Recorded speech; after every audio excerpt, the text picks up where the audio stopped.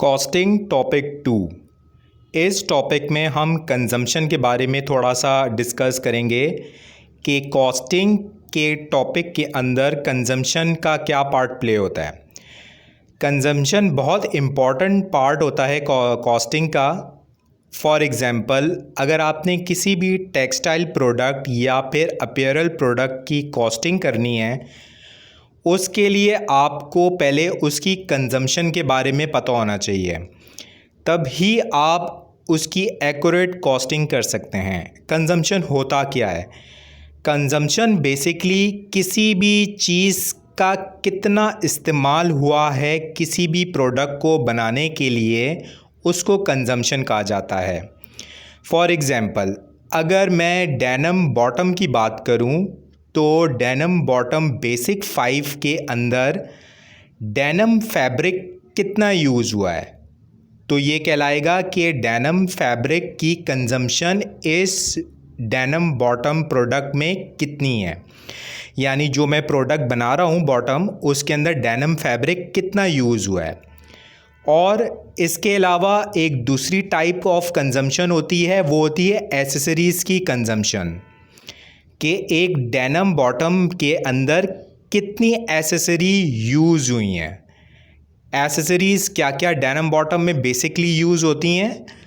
Zip होता है, snap होता है, बटन्स होते हैं, रिबेट्स होते हैं, लेदर पैच होता है, साइज़ लेबल होता है, फ्लैग लेबल होता है, मेन लेबल होता है, इंस्ट्रक्शन लेबल होता है। फिर इसके बाद अगर आप पैकिंग की बात करें तो आपका पॉली बैग्स होता है, कार्टन होता है, लेन कार्ड होता है, मेन कार्ड होता है। ये सब एक्स वाई जेड, यानी इसके अलावा और भी एसेसरीज़ हो सकती हैं अगर आपको बायर ने कोई स्पेसिफिक इंस्ट्रक्शन दी हुई हों, तो ये सब कहलाती हैं एसेसरी कंजम्पशन। तो दो टाइप की कंजम्पशन होती हैं कॉस्टिंग के वक्त। जब आप करते हैं कॉस्टिंग करते हैं तो इन दो कंजम्पशन को आपने बहुत अच्छी तरीके से कैलकुलेट करना है।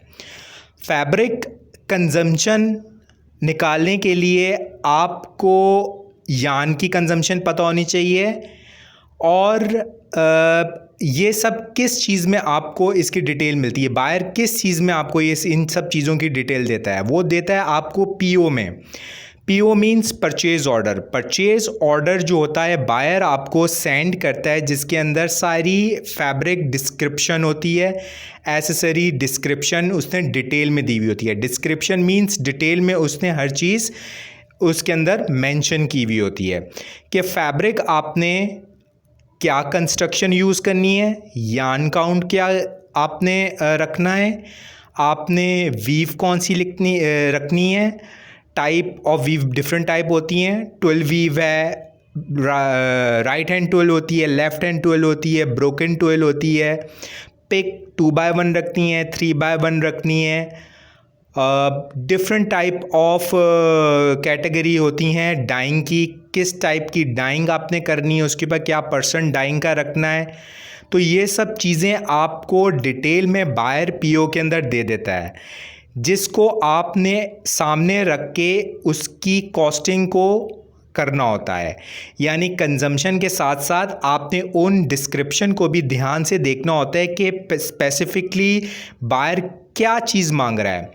अच्छा, ये तो हो गया सिंपली जब बायर पीओ भेजता है। कई दफ़ा कई बायर जो होते हैं वो पीओ नहीं भेजते, वो आपको हार्ड सैंपल भेजते हैं।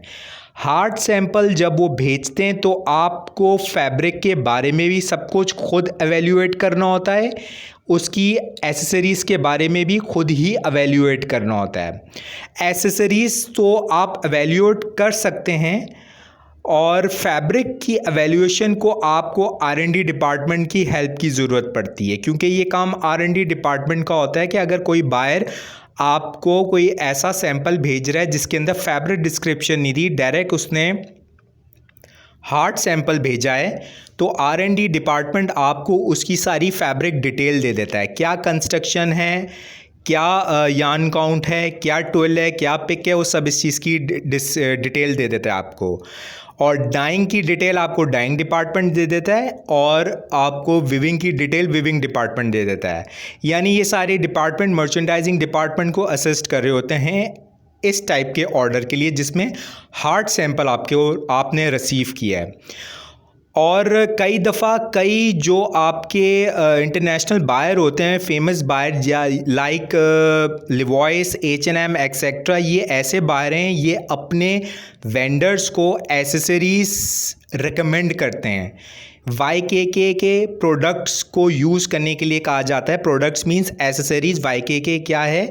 ये इंटरनेशनल एक कंपनी है जो कि रिनोन कंपनी है जो कि आपके अपैरल के एसेसरीज मैन्युफैक्चर करती है, लाइक ज़िप, रिबट्स, स्नैप्स, बटन्स, ये सारी चीज़ें ये मैन्युफैक्चर करती है। तो ये कोई अच्छे ब्रांड जो होते हैं वो इन YKK प्रोडक्ट को रेकमेंड करते हैं, तो आप कहीं और से प्रिक्योर नहीं कर सकते। और अगर आपके पास सैंपल YKK का आया है, यानी उस प्रोडक्ट में YKK के एसेसरीज़ यूज़ हुई है, तो आपको कैसे पता चलेगा ये YKK के हैं या नहीं है?